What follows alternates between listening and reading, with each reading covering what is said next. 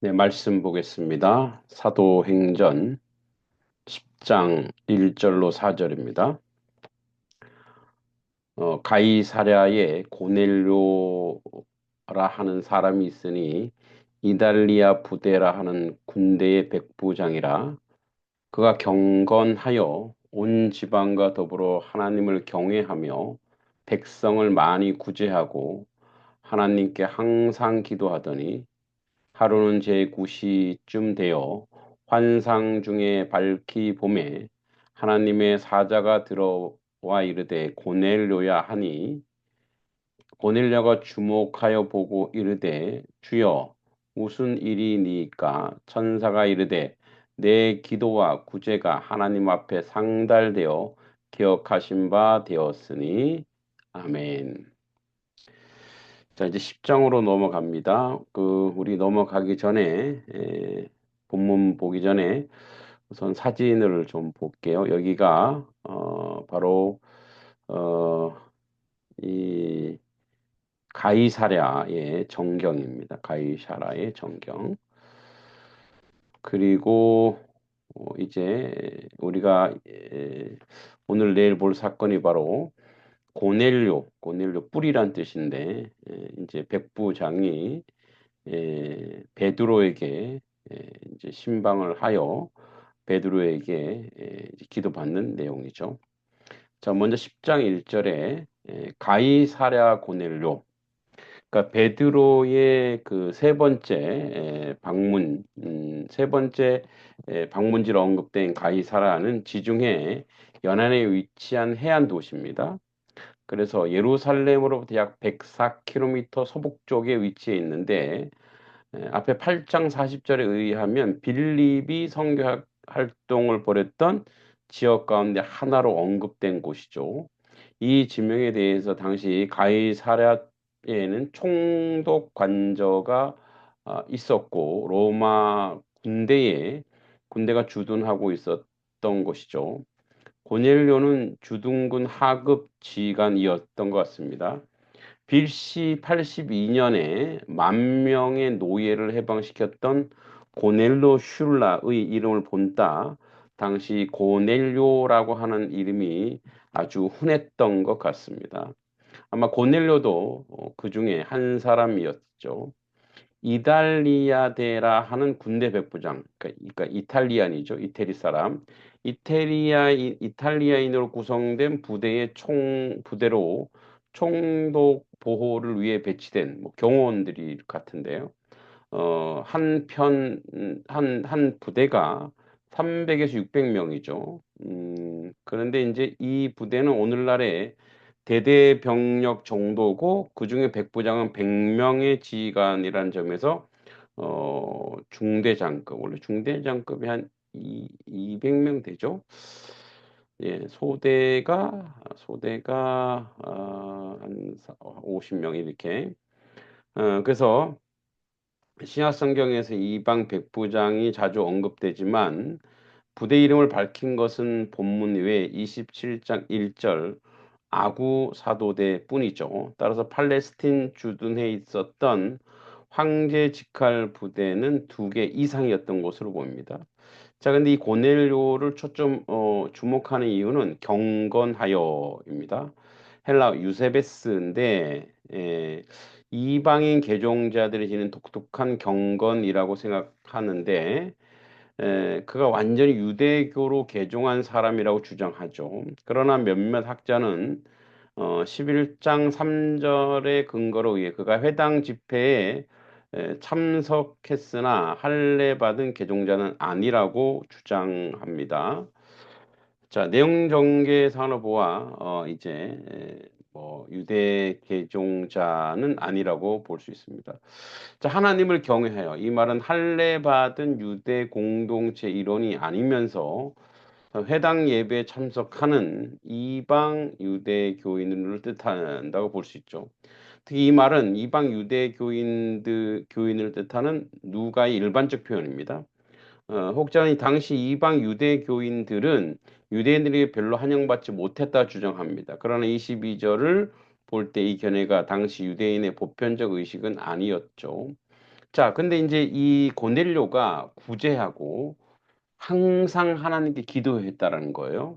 그러니까 고넬료가 경건하며 하나님을 경외하는 자임을 알리기 위해 누가는 이제 본 구절 같은 표현을 사용했는데, 특히 백성을 구제했다는 말은 곧 궁핍한 자들을 경제적으로 많이 도왔다는 말로 초대교회 당시 궁핍한 자에 대한 구제가 깊은 관심거리였던 것으로 보여집니다.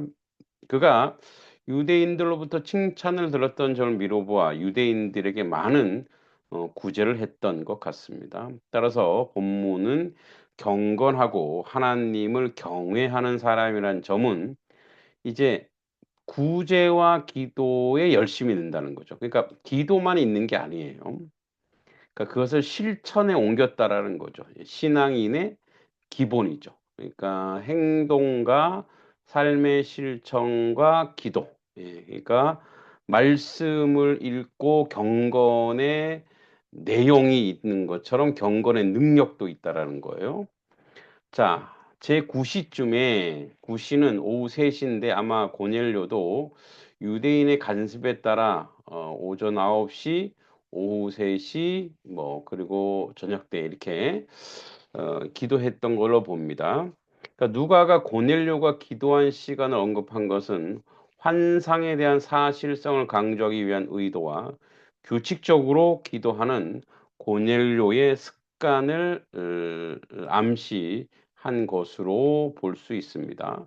이는 고넬료의 경건성을 부각시켰죠. 그런데 이때 환상이 보입니다. 이 고넬료가 경험한 환상은 뭐 꿈이 아니고 실제 인제 의지가 있고 이렇게 뭡니까, 그 지각이 있는 상태에서 하나님을 만나는 그 역사였죠.